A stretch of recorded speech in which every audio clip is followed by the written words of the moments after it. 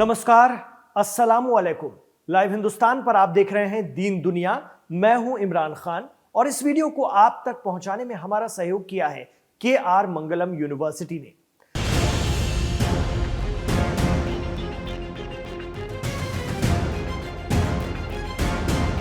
Iran के शियाओं को तो नहीं हरा पाया इसराइल, लेकिन क्या अब सुन्नियों की अक्सरियत वाले मुल्क का नंबर लगेगा?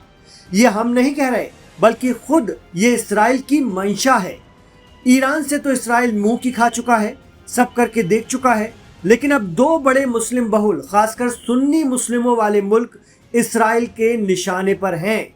एक है सल्तनत उस्मानिया का जानशीं तुर्की और दूसरा है इसराइल का पड़ोसी और एक बेहद कदीम सभ्यता, एंशियंट धरोहरों को खुद में समेटे मुस्लिम मुल्क मिस्र। दरअसल जंग से कुछ दिन पहले 23 फरवरी 2026 को इसराइल के पीएम नेतन्याहू ने एक बयान दिया था, जिसमें उन्होंने कहा था कि इसराइल एक रीजनल अलायंस बनाना चाहता है ताकि सुन्नी और शिया गुटों का मुकाबला किया जा सके।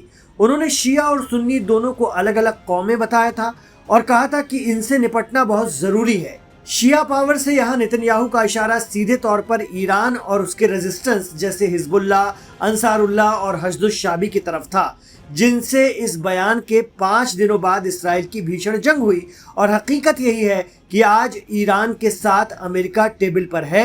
ईरान और ताकतवर हो गया है और उस पर से सैंक्शंस हट गए हैं 50 साल पुराने। वहीं लेबनान में हिजबुल्लाह कायम है और इसराइली फौजें पीछे हट रही हैं। अब दूसरे एंगल की बात जो पीएम नेतन्याहू ने कही थी वो है सुन्नी एंगल। दरअसल तुर्की और मिस्र खित्ते में पावरफुल फोर्स रखने वाले मुस्लिम अक्सरियत वाले देश हैं।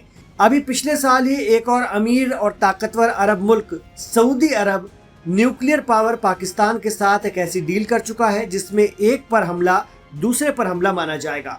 इतना ही नहीं, कुछ हजार पाकिस्तानी फौजी भी सऊदी भेज दिए गए हैं। दरअसल इसे इस्लामिक नाटो का नाम दिया जा रहा है और ऐसी खबरें आ रही हैं कि अब इस इस्लामिक नाटो में तुर्की और मिस्र भी शामिल हो सकते हैं, जिसमें एक दूसरे की मदद की जाएगी। किसी एक पर हमला होता है तो बाकी के देश भी हमला करने वाले को साझा दुश्मन मानकर उससे निपटेंगे। और माना जाता है कि इन मुस्लिम देशों को इसराइल से सबसे ज्यादा खतरा है। दरअसल अब इसराइल में आवाज उठ रही है कि तुर्की और मिस्र इसराइल और पश्चिमी या मगरिबी मुल्कों के लिए खतरा बनते जा रहे हैं। वहाँ एक थ्योरी चल रही है कि 15 साल बाद इसराइल की तुर्की और मिस्र से जंग होगी। ये दोनों मुल्क इसराइल के लिए बड़ा खतरा बनते जा रहे हैं।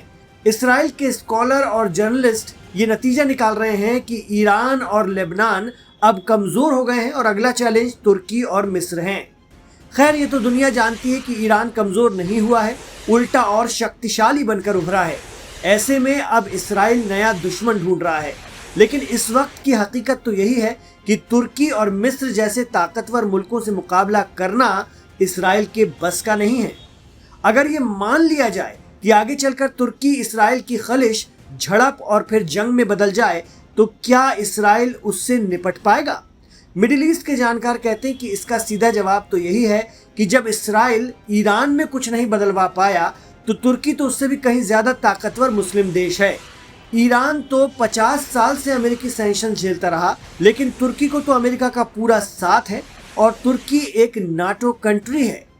दूसरा, तुर्की ने खुद अपने डिफेंस को इतना मजबूत कर रखा है कि दुनिया उससे डिफेंस के सामान खरीदती है। प्रेसिडेंट रजब तैयब एर्दोगान खुद को सल्तनत उस्मानिया या ऑटोमन एम्पायर के खलीफा की तरह पेश करते हैं। तुर्की खित्ते में अपना दबदबा रखता है। दरअसल तुर्की के प्रेसिडेंट रजब तैयब एर्दोगान लगातार इसराइल पर गजा में नरसंहार का आरोप लगाते रहे हैं। ईरान पर इसराइल के हमले की भी तुर्की ने आलोचना की थी। एर्दोगान अमेरिका को तो कुछ नहीं कहते, लेकिन इसराइल पर हमलावर हैं और इसकी वजह उनकी मुस्लिम देशों के बीच अपनी सियासत भी है। तुर्की नाटो का मेंबर है, इसलिए उसे अमेरिका, ब्रिटेन, जर्मनी सभी की तरफ से हथियार मिलते हैं। तुर्की एक मॉडर्न मुस्लिम कंट्री है जिसके पास हर तरह का डिफेंस सिस्टम है। बड़ी बात तो यह है कि तुर्की पर हमला पूरे नाटो पर हमला माना जाएगा और अमेरिका चाहकर भी इसराइल की मदद कर नहीं पाएगा। यानी इस तरह की जंग करने के लिए इसराइल को या तो तुर्की को नाटो से बाहर करवाना पड़ेगा या फिर अमेरिका को इससे हटवाना पड़ेगा। ये तो मुमकिन है ही नहीं कि तुर्की को नाटो से हटा दिया जाए। रही बात मिस्र या इजिप्ट की, तो वहां के प्रेसिडेंट अब्देल फतह अल सीसी खुद वहां की फौज के चीफ रह चुके हैं। उन्होंने एक मजबूत सेना तैयार कर रखी है। वो अमेरिका के भी काफी करीबी माने जाते हैं।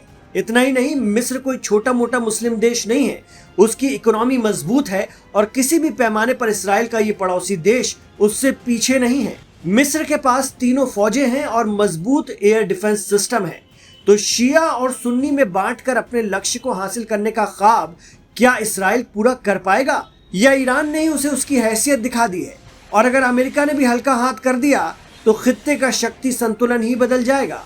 फिलहाल तो लेबनान में घुसने का इसराइल का जो प्लान था उसे रोक दिया गया है।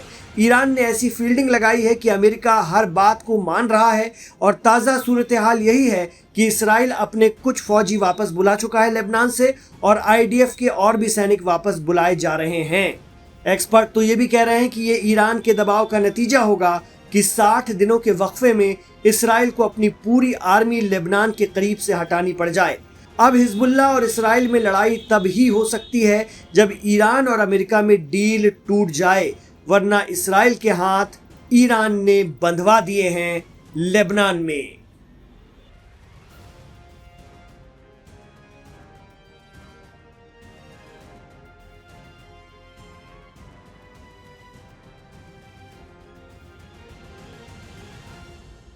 तो ये था आज का दीन दुनिया।